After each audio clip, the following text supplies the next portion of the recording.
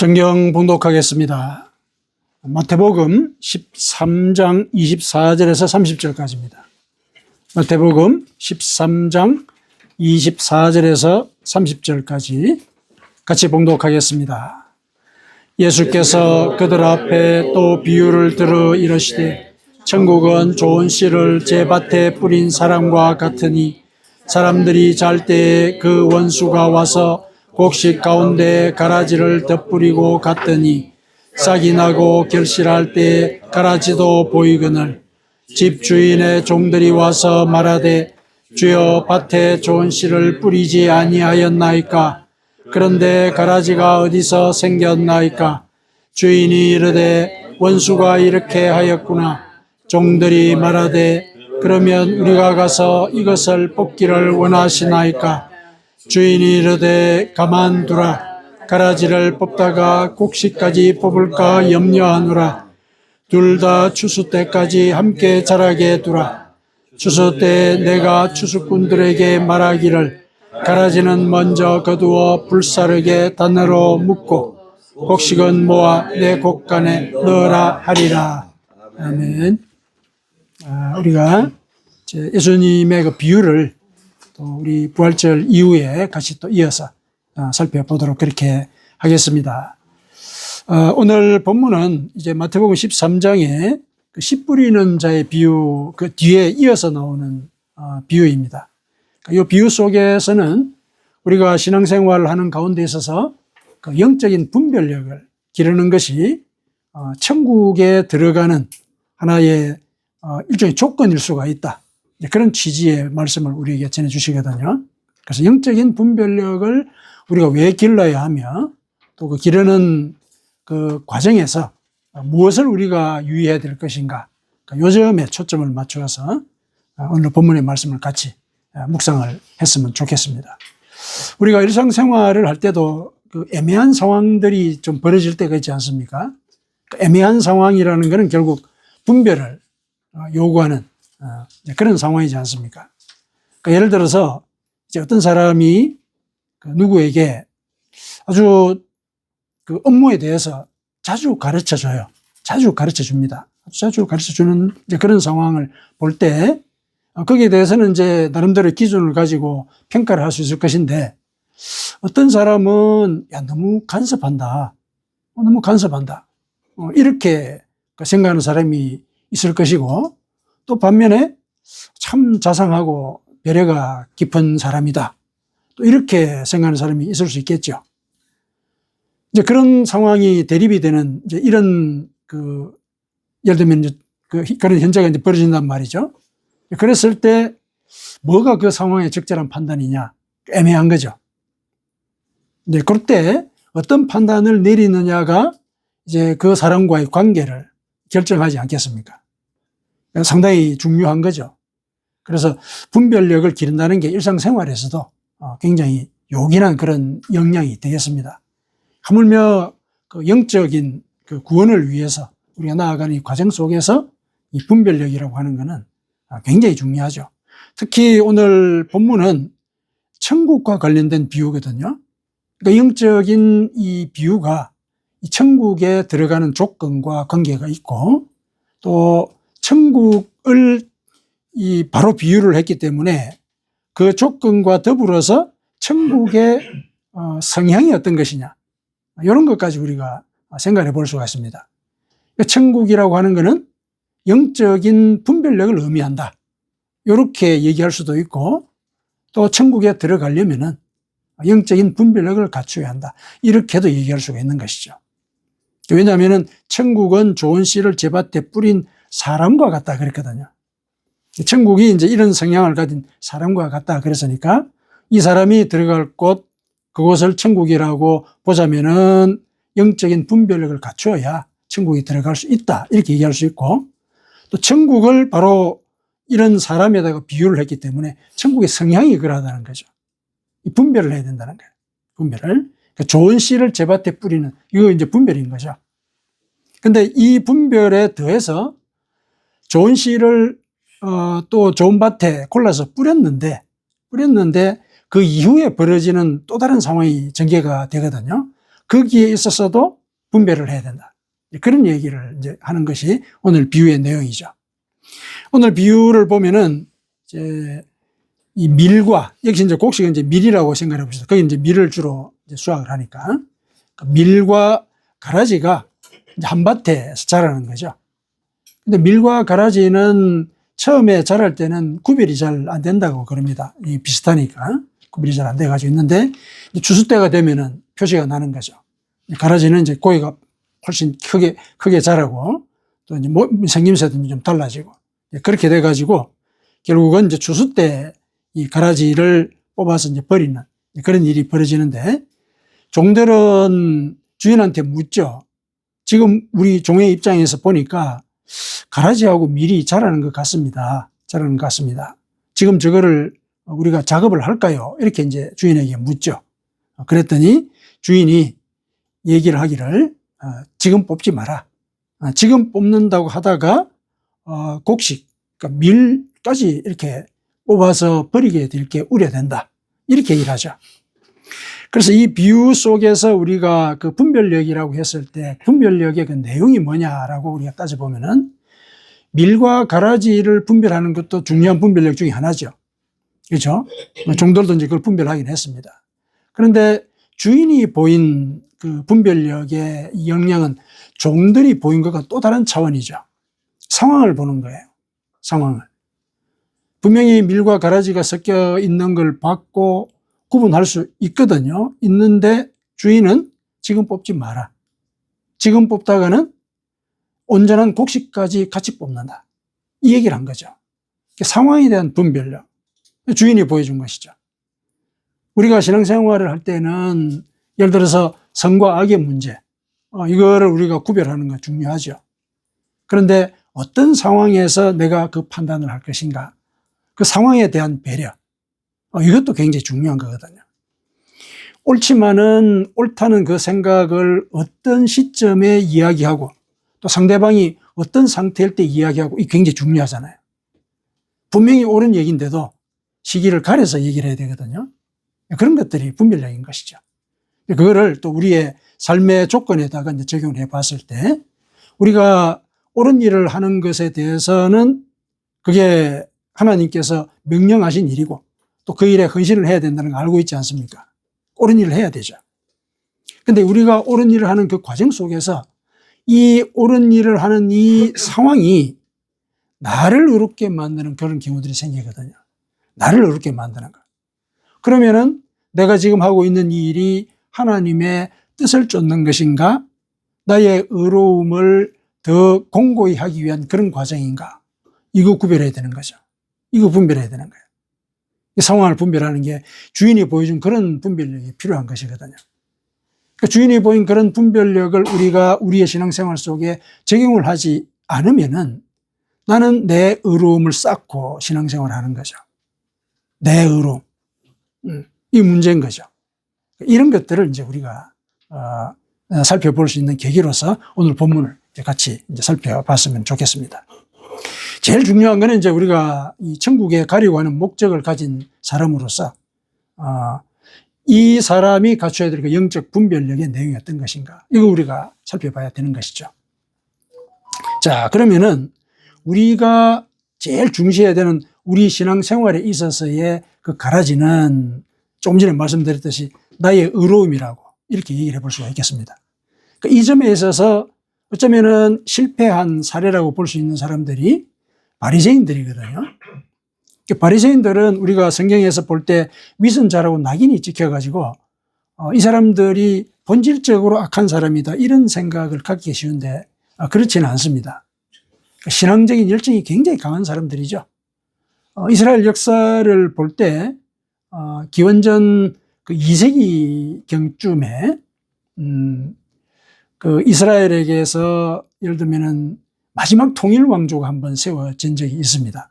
마지막 통일 왕조. 성경에는 이제 나오지는 않는데 그 마카비 왕조라고 한 100년 정도 지속이 되었어요.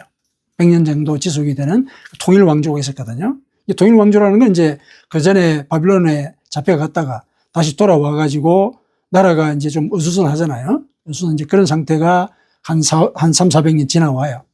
그 와중에 이제 이 마카비 왕조가 세워지거든요. 통일 왕조가 돼요. 통일 왕조가 돼가지고 이제 있었는데 그 왕조가 로마에 멸망을 하거든요. 로마에 멸망을 해요. 나중에 한 100년 정도 그 어간에. 그 왕조가 멸망이 됐을 그 상태에는 헬라 문화가 굉장히 영향을 많이 끼치게 되거든요. 왜 로마가 지배를 했는데 헬라 문화냐? 로마는 헬라 문화를 숭상을 했거든요. 그리고 또 그전에는 로마가 지배하기 그전에는 헬라 제국이 또 그 지역을 통치를 했어요. 그러니까 헬라 문화의 영향이 굉장히 큰 거예요. 헬라는 굉장히 우상을 많이 섬기는 문화지 않습니까? 오늘날 그리스 로마 신화에 나오는 그 신들이 있죠. 그런 것들을 이제 일상 속에서 섬기는 사람들이다. 그렇게 생각을 하시면 되죠.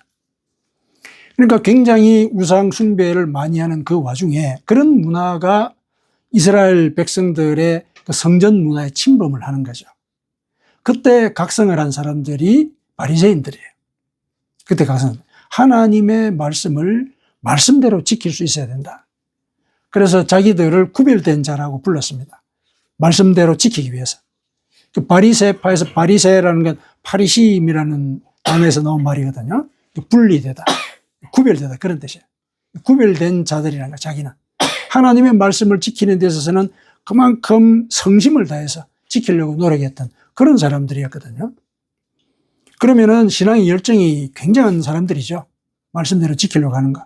오늘날 우리가 하나님의 말씀을 지키고자 할 때 그 사람들이 가졌던 그 첫 번째 열정, 그걸 닮으려고 사실 우리가 노력하는 것이거든요. 근데 왜 시간이 지나서 예수님 당시가 되었을 때 이들은 예수님에게 위선자라는 회칠한 무덤이라는 이런 질타를 받게 되었을까? 근데 그 과정 속에 바리새인들이 자기 의로움을 쌓아왔던 거죠. 자기 의로움. 그러니까 이 사람들이 하나님의 말씀을 지킨다라고 하는 그 열정이 너무 지나쳐가지고 그 열정에 더해서 하나님의 말씀의 해석을 덧붙여요. 하나님의 말씀의 해석을 덧붙여요. 예를 들면 안식일 규정에 일하지 말라고 이렇게 되어 있잖아요. 성경에는 그렇게만 되어 있거든요. 그런데 안식일에는 여행하지 말고 여행을 할 때도 물건을 들고 가지 말고 물건을 들고 갈 때는 마른 무화과 열매 2개 이상을 들고 가면 안 된다. 이런 규정을 정하는 거예요. 그런 이 습속들이 오늘날 그 현재 이스라엘에도 전해져 가지고 주일에는, 안식일에는 그 엘리베이터도 누르지 않는다 그러죠. 버튼을. 이런 식의 이 규칙을 만든 거예요. 굉장히 사람들의 삶의 그 자유를 없애는, 옥죄는 이런 일들을 한 것이죠. 그래가지고 그걸 안 지키면은 이제 정죄를 하는 거죠. 그 정죄를 하는 그 과정 속에서 이 사람들은 자기의 권위가 높아가잖아요. 왜냐하면 자기는 판단할 수 있는 자리에 있는 사람이니까. 그러면서 자기를 자꾸 이렇게 높이는 거예요. 자꾸 높이고. 이제 그런 것들을 보면서 예수님께서 저들이 사람들에게 계율을 지키라고 해놓고 가만히 보니까 저 사람들 자기들은 지키지 않네. 그거를 이제 예수님께 지적을 하신 거죠. 너희들은 이 백성들에게 그 음한 짐을 지워놓고 너희들은 하나도 안 지네. 너희들 하나도 안 지고. 그래가지고 너희들이 이 백성들을 더 너희들보다도 악한 자로 만들고 있구나. 이런 식의 그 비판을 받는 상황까지 가버린 거죠. 그 출발점이 뭡니까? 그런 비판을 받게 된 출발점이 이 자기 의로움인 거죠. 이 사람들은 성경에 기록된 대로 11조를 바치기 위해서 자기 집 그 뒷마당에 나는 그 나물에 대한 11조도 바쳐요. 그러니까 얼마나 은밀하게 말씀을 지키려고 하는 겁니까? 근데 그거를 자기들이 지키는 건 좋은데 요구하는 거죠. 백성들에게. 나는 이렇게 지킨다. 나는 이렇게 지킨다. 나를 따라오라는 거죠. 그러면서 이제 자기를 높이고 또 하나님께 기도할 때는 다 거룩하게 옷을 입고 네거리에 서서 손을 들고 이렇게 기도를 하는 거예요. 손을 들고. 그런 모든 행위들이 예수님 보시기에는 본질을 버린 행위라고 보신 거죠. 그래서 비판을 하신 것이거든요.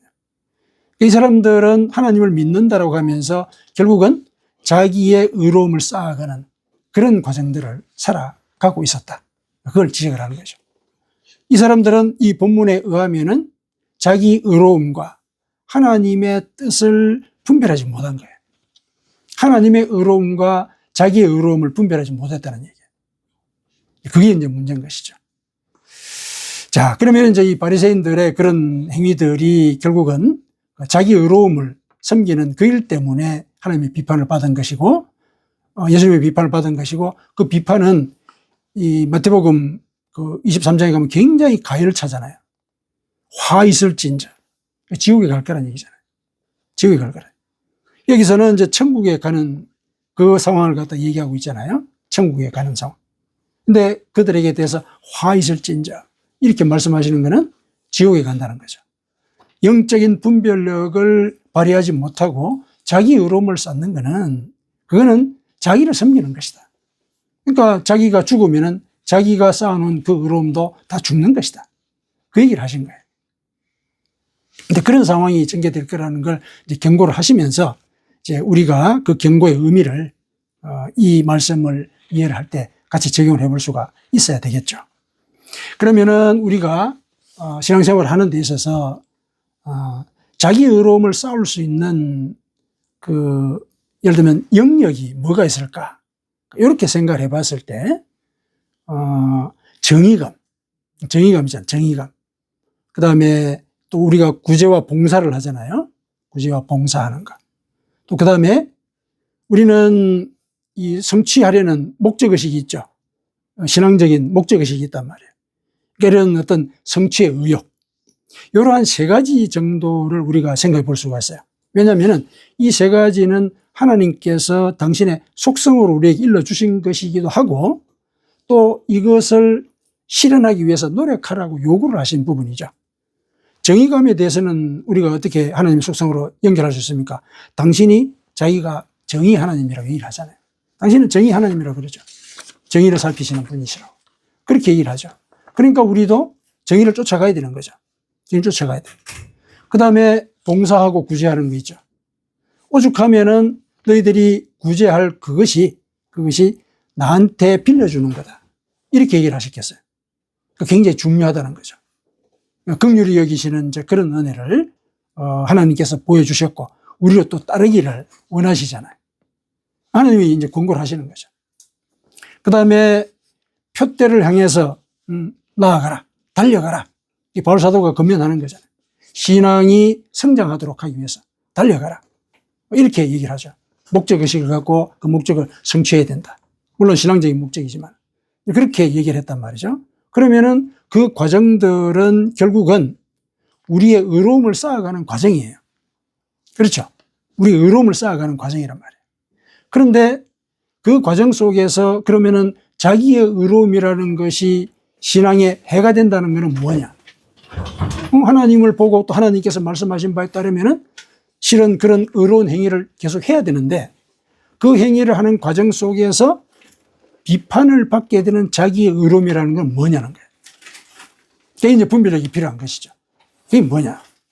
결국은 그 과정 속에서 나의 이 욕심이라든지 그 나의 존재가 그 의로움 속에 개입하느냐 안 하느냐 그걸 이제 따져봐야 되는 것이죠. 그 사례를 들어서 한번 예를 한번 우리 그 의미를 살펴보십시다. 예를 들어서 이제 정의감 같은 걸 보십시다. 정의감에 관해서 우리가 그 분별의 사례를 생각해 볼 수 있는 경우가 모세죠. 모세가 젊었을 때 이제 왕궁 바깥으로 나와서 사실은 시찰을 한 걸 거예요. 시찰을 하러 나왔을 겁니다. 근데 그때 애굽의 그 아무래도 십장이겠죠. 노동 지배하는, 관리하는 사람. 그 사람이 히브리 사람을 때렸죠. 근데 그걸 보고 그때 모세가 화가 났다 그랬죠. 화가 났습니다. 화가 난 게 그게 뭐 민족적인 그 동료의식일 수도 있고 아니면은 그 상황 자체에 대해서 저 사람이 그 애굽 십장이 부당하네? 이제 그런 정의의 판단에 따라서 그랬을 수도 있죠. 그 생각에 사로잡혀서 어떤 일을 저질렀습니까? 애굽의 십장을 죽이잖아요. 죽이거든요. 그리고는 십장을 묻어버려요. 아무도 안 봤을 것이다. 이렇게 생각을 하죠. 그런데 이제 그 다음날 다시 그 자리로 왔거든요. 그 자리로 다시 왔어요. 그 자리로 다시 왔는데, 이제 보니까 자기 동족들이 둘이서 싸우고 있는 거죠. 그랬더니 이제 모세가 가서 왜 그러냐. 그러지 말라고 이제 중재를 했죠. 그랬더니 싸우는 두 사람 중에서 잘못을 한 사람이라 그랬어요. 잘못을 한 그 사람이 모세를 보고 누가 당신을 우리의 지배자로 세웠느냐? 왜 간섭하느냐는 거죠. 이렇게 얘기를 한 거예요. 그러면서 어제는 애굽 사람을 죽이더니 오늘은 날 죽이려 그러냐? 이렇게 얘기를 한 거예요.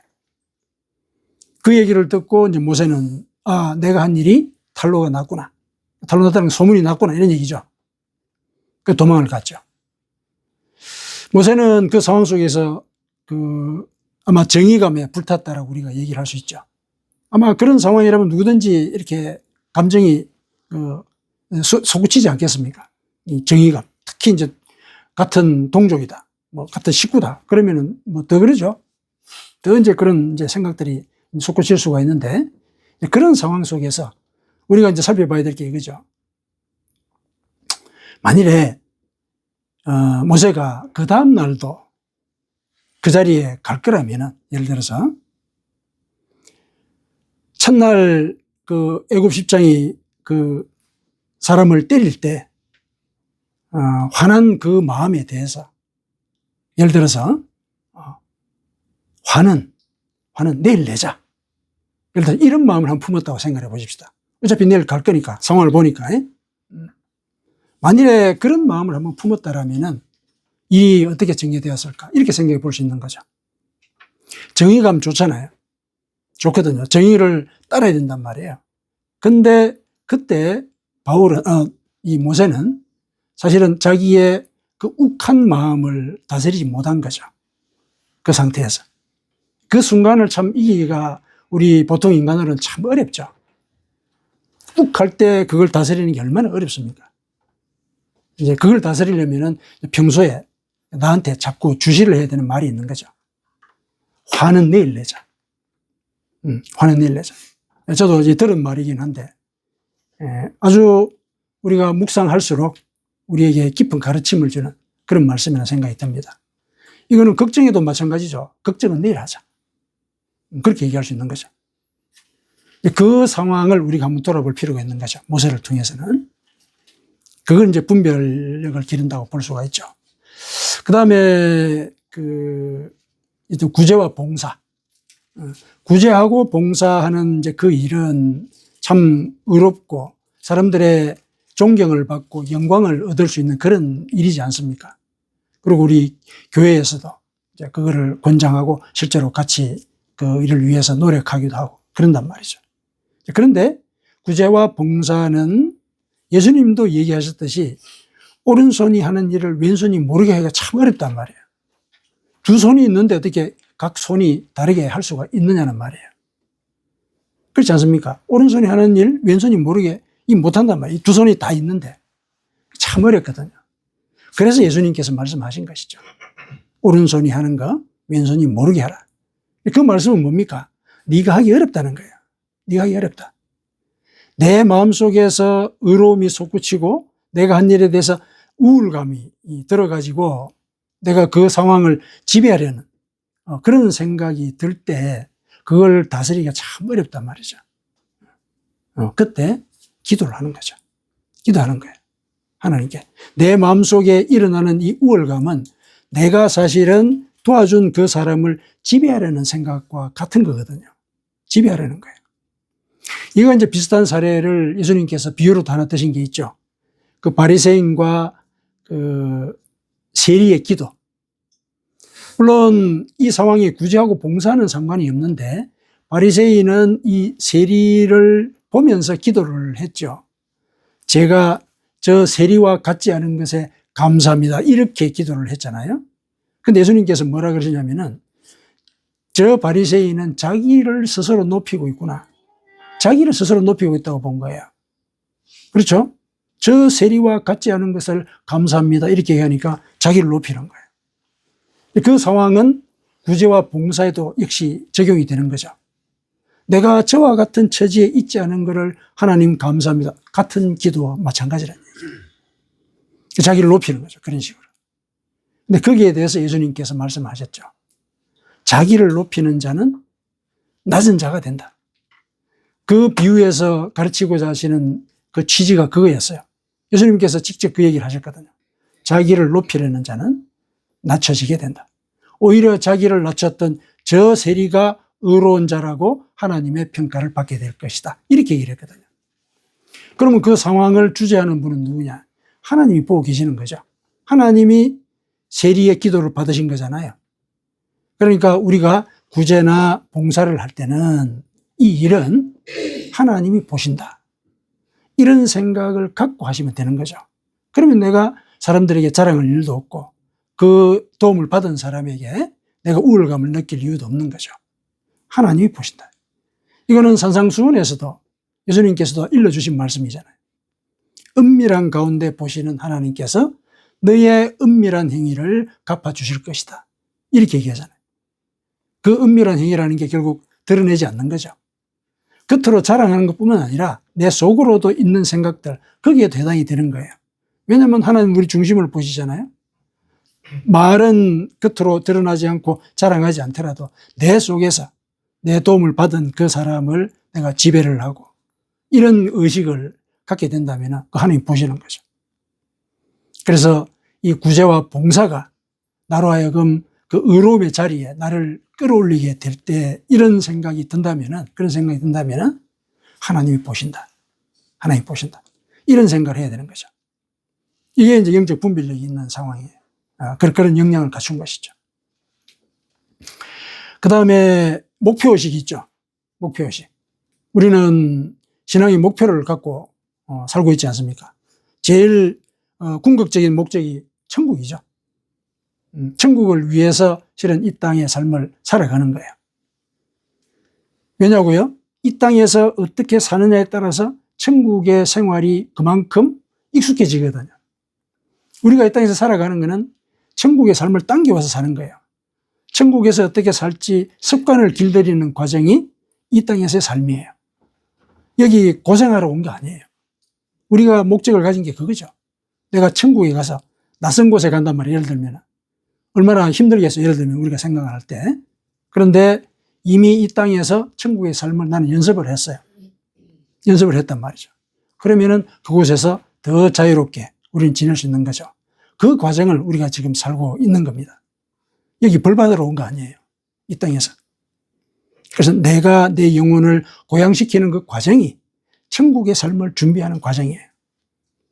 이제 그런 생각들이 있어야 되는데, 이제 그런 목표의식들이 신앙생활 속에서 잘못 적용이 되면은 이제 우리를 또 지배하는 그런 일들로 이렇게 전화가 되는데, 그러니까 요 예는 이제 사울왕을 한번 예를 들어볼 수가 있겠습니다. 사울왕. 사울왕이 이제 블레셋하고 전쟁을 하는 그 와중에 사무엘이 기다리라 그랬거든요. 기다리라. 그런데 이 블레셋 군대가 점점 이렇게 사람들이 많이 몰려오고 그러니까 이스라엘 군인들이 겁이 나는 거예요. 그래가지고 막 집으로 막 가버리는 거예요. 사람들이 전쟁을 하러 왔다가. 그러니까 전쟁을 지휘해야 되는 이 왕의 입장에서는 초조한 거죠. 얼마나 초조해요. 그래서 사무엘이 기다리라고 그랬는데 사울이 그냥 제사를 지내버렸죠. 자기가 제사를 지냈어요. 이거는 하나님께서 엄히 금한 일이죠. 처음에 왕을 세우는 그 일도 사실 하나님이 반대를 하셨잖아요. 반대를 하셨거든요. 근데 하도 요구를 하니까 그러면은 이제 왕의 그 자리를 이제 만들어주고 허용을 하신 것이죠. 근데 그 조건이 뭐냐면은 직액을 분리하는 거예요. 직액 자체를. 정치권과 이 종교권을 분리하는 거예요. 그래서 침범하지 못하도록 하나님께서 규정을 하신 거거든요. 그러니까 너가 왕을 원했다면은 왕은 백성들을 치리하는 데만 관여하고 하나님의 영역에 대해서는 관여하지 마라. 그게 조건이었어요. 그런데 사울이 그걸 어긴 것이죠. 그러니까 사무엘을 통해서 엄하게 하나님께서 비판하지 않습니까? 너는 더 이상 왕이 되지 못할 것이다. 이런 벌을 내리신 게 그런 엄중한 경계를 어긴 것에 대한 하나의 결과로서 봐야 되는 거죠. 우리가 실수를 할 수 있거든요. 그리고 상황을 볼 때 논리적으로 이해를 할 수 있잖아요. 뭐 전쟁이 막 벌어져가지고 우리가 죽을 판인데 이 제사를 지내려고 하는 이 제사장은 안 왔어. 그러면은 왕이 급해가지고 같이 제사를 지냅시다 해가지고 지낼 수 있지 않느냐. 논리적으로 따지면은 충분히 그럴 수 있겠다고 우리가 이해를 하는 그런 상황이잖아요. 그런데 지금은 하나님께서 그걸 엄히 금한 것을 일러주신 때거든요. 엄히 금했는데 그 일을 사울이 버렸단 말이에요. 이게 용납이 안 되는 거죠. 그러니까 왕위를 폐하는 그런 벌을 내리시잖아요.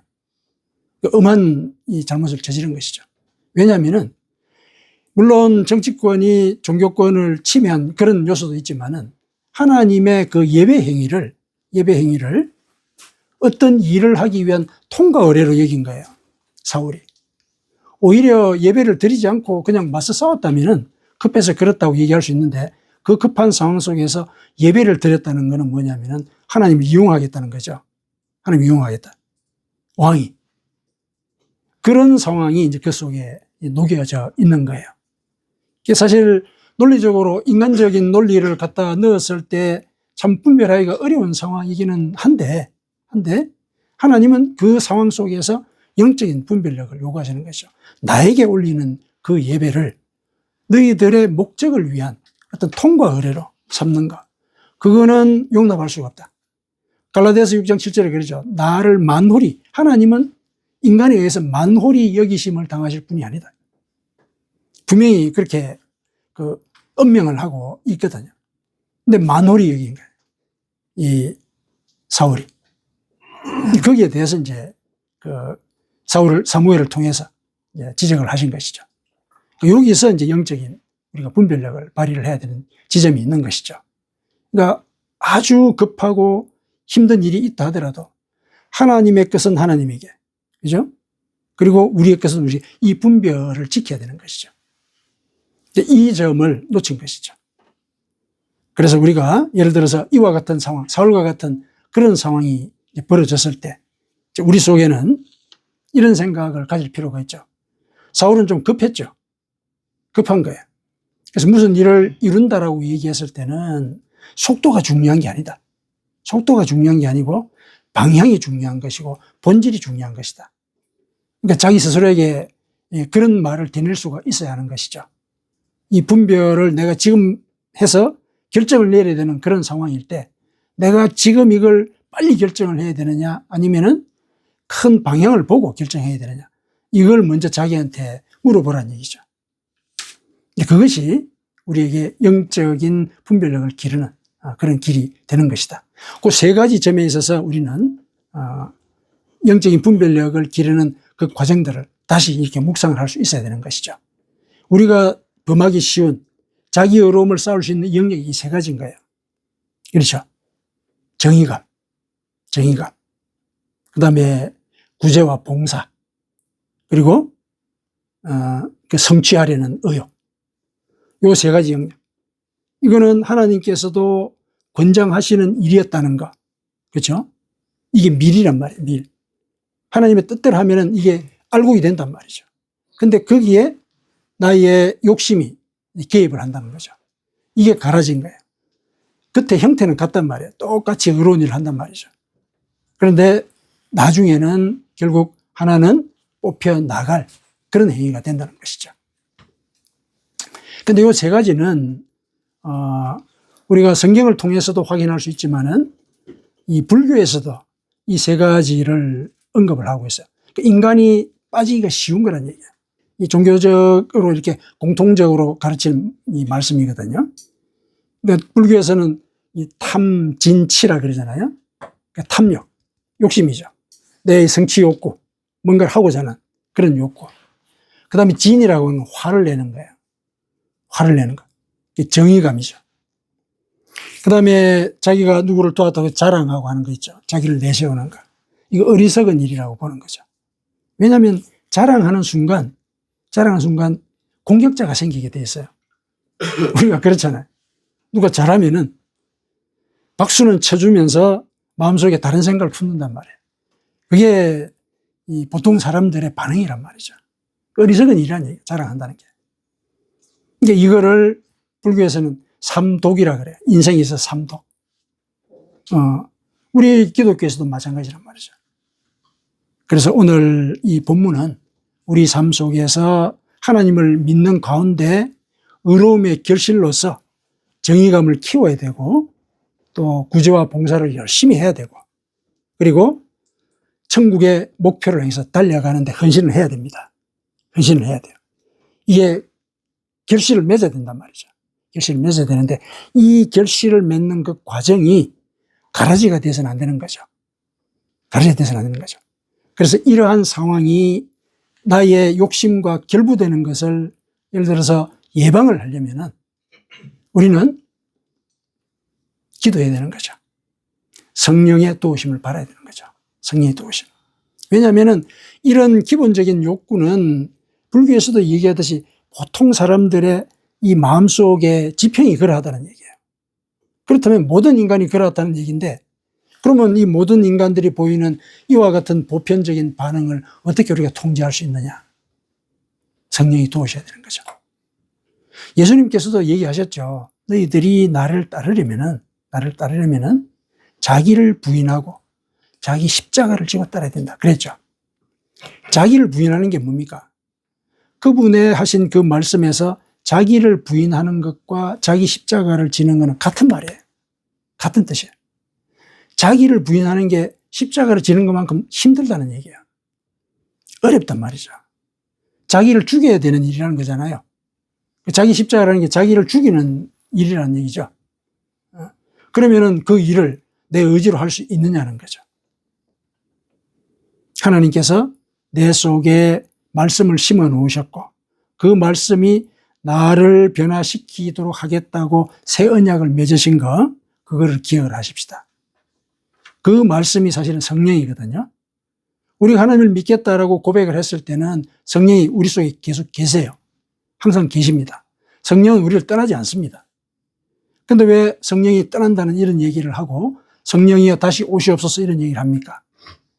다시 오시옵소서라는 얘기는 내 속에서 성령님 깨어나십시오. 나로 하여금 당신의 말씀을 깨닫게 하십시오. 그런 뜻이에요. 떠났기 때문에 다시 오십시오. 그런 뜻이 아니란 얘기죠. 이 속에 성령님께서 와 계신데 내 욕심이 성령이 활동하는 걸 못 보는 거예요. 보지 못하는 거예요. 그래서 그분이 안 계시는 것 같고 또 그분의 그 불이 꺼진 듯이 보이는 것이죠. 우리의 욕심이 문제인 거예요. 그래서 성령이 없는 것 같은 그런 상태가 만들어지는 것이라고 보는 것인데, 그러나 그러지 않습니다. 성령 우리 속에 늘 계세요. 그래서 성령님께 간구하고 기도하면 그 기도를 들으시죠. 하나님이 약속을 하셨잖아요. 네 마음판에 말씀을 새겨넣겠다 그랬죠. 성령을 주시겠다는 거예요. 그러면 이제 성령이 내 속에서 나를 변화시키도록 그분을 초청해야죠. 일깨워야죠, 속에서. 그 과정이 결국은 내가 욕심으로 가려놨던 내 눈을 닦는 거고, 그게 결국은 나를 부인하는 길이죠. 그 일을 성령께서 도와주시도록 기도해야 되는 것이죠. 그게 실은 우리가 영적인 분별력을 기르는 가장 이 본질적인 길이에요. 그게 원론적이기도 하고 가장 본질적인 길이에요. 그래서 오늘 본문은 우리에게 결론적으로 성령을 간구하는 기도, 성령님 제 영혼을 깨워 주시옵소서, 이 기도를 할 것을 우리에게 요구를 하고 있습니다. 성령이 일러주시는 대로 우리가 따라야 그분이 계시는 천국의 룰을 우리 몸에, 우리 영혼에 각인시키는 그런 길이 되지 않겠습니까? 그래서 우리가 늘 성령께서 내 삶을 주도하는 그런 삶을 살아갈 수 있도록 항상 성령과 동행하기를 기도하는 그런 기도 생활을 하도록 하십시다. 아멘.